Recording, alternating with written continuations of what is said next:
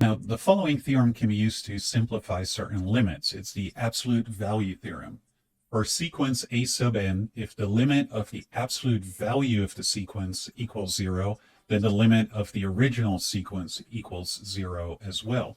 And one thing to note here is when you take a look at a sequence, for instance, negative 1 to the power n times b sub n, you take the absolute value, you can split that up as the absolute value of negative 1 to the power n times the absolute value of b sub n. And the absolute value of negative 1 to the power n, that is always equal to 1. So this is equal to the sequence absolute value of b sub n. So anytime you have a negative 1 to a power in your sequence, it might be worth looking at the absolute value of that sequence. Now note, this only works if the limit of the absolute value equals 0. If it's something else, you can't draw this conclusion. So in the previous example, we looked at the sequence a sub n equals negative 1 to the power n times 1 over n factorial. And then if you look at the absolute value of a sub n, the negative 1 to the power n disappears, and we're just looking at the sequence 1 over n factorial. And that sequence can be bounded by the constant sequence 0. So that's a sequence that is just 0, 0, 0, 0, etc. And the sequence 1 over 2 to the power n. So the lower bound for this sequence is a lot simpler, and obviously the limit of this is 0, the limit of the sequence 1 over 2 to the power n is 0, and so the limit of the absolute value of a sub n equals 0. Now, finally, sometimes the terms of a sequence are generated by some rule that does not explicitly identify the nth term of the sequence.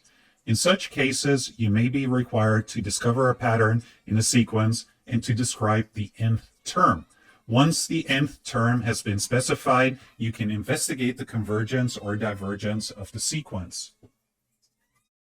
Here's an example of what I mean by that. So find a sequence a sub n whose first 5 terms are given by 1, 2 over 3, 4 over 5, 8 over 7, 16 over 9, etc., and then determine whether the sequence converges or diverges.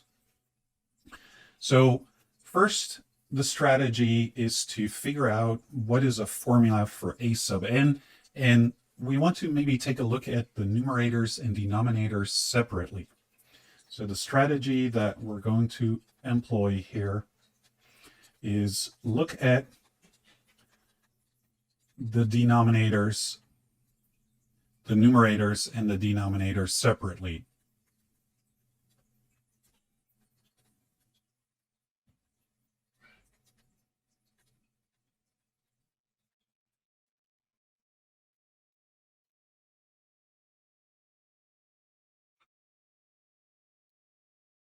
So let's write out the first few terms. We have 1, we can write that as 1 over 1. Then we have 2 over 3. Then we have 4 over 5, 8 over 7, 16 over 9. So let's take a look at those numerators.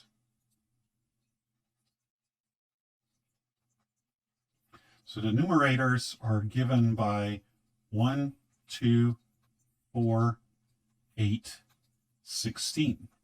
So now we have to discover a pattern there. And basically what you see there happening is that the next element, or the next term in the sequence, you find that by multiplying the previous by 2, right? 2 is 2 times 1, 4 is 2 times 2, 8 is 2 times 4, and then 16 is 2 times 8. So what we can try for the numerator is maybe a power of 2. So try 2 to the power n for the numerator. So if we try 2 to the power n, we get, when n equals 1, our first numerator is 2. And then when n equals 2, we have 2 to the power 2. Our next numerator is 4, etc. But the first numerator is 1, and it's not 2. So what we can do is we can divide all these numbers by 2. And what do you get when you divide 2 to the power n over 2? Right? So if we take 2 to the power n over 2, that is, you subtract the exponent, so you get 2 to the power n minus 1. So the numerators can be summarized by 2 to the power n minus 1. And that does give the right value for all the numerators. So now let's take a look at the denominators. So if we look at the denominators,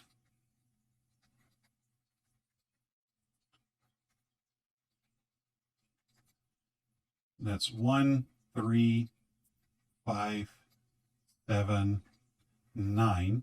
And to go from one to another, we don't multiply by 2, but we add 2. So plus 2, plus 2, plus 2. So what we might be tempted to do there is to try and summarize that as 2 times n. 2 times n. Because if you add 2 repeatedly, you're multiplying by 2. But again, if you try that for n equals 1, we would get 2. And for n equals 2, plug that in, you get 4.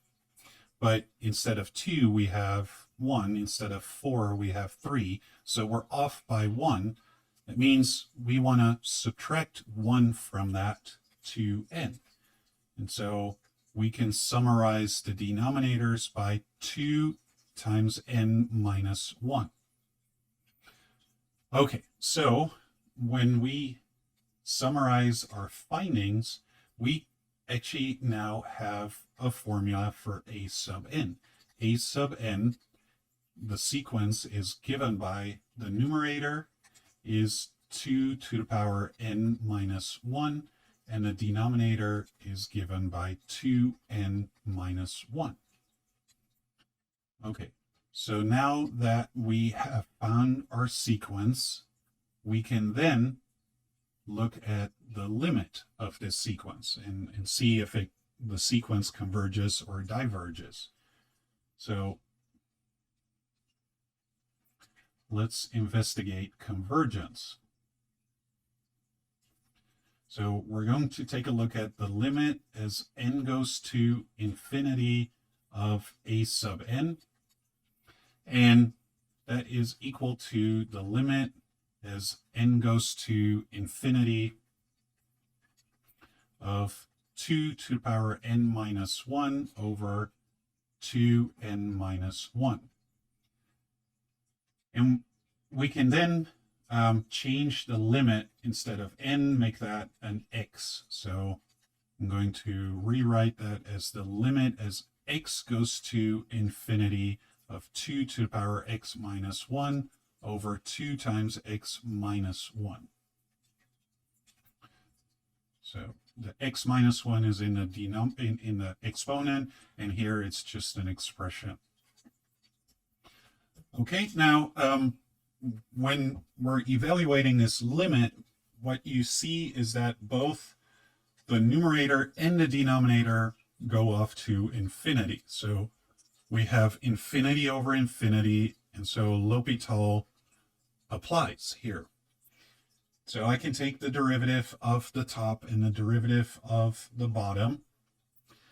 And what I have then is the limit as x goes to infinity, and then the derivative of 2 to the power x minus 1. Let's do that in purple. We have to multiply times ln of 2. and then multiply that by 2 to the power x minus 1. That's the derivative of this. And then we have to multiply technically by the derivative of x minus 1. That's a chain rule. That derivative is just 1. And then the derivative of the bottom, that one is simple. That is just a 2. So now let's clean this up a little bit. This is the limit as x goes to infinity. And then we have 1/2 ln of 2 times 2 to the power x minus 1. That disappears right there. We have a constant multiple inside the limit, so we can bring that outside. That's 1/2 ln of 2, and then times the limit as x goes to infinity of 2 to the power x minus 1. And this limit is infinite. You plug in infinity, you get 2 to the power infinity. That's infinite. So that limit does not exist, if you want to be precise. So D and E. It's not a one value. So the conclusion here is that our sequence A sub n diverges.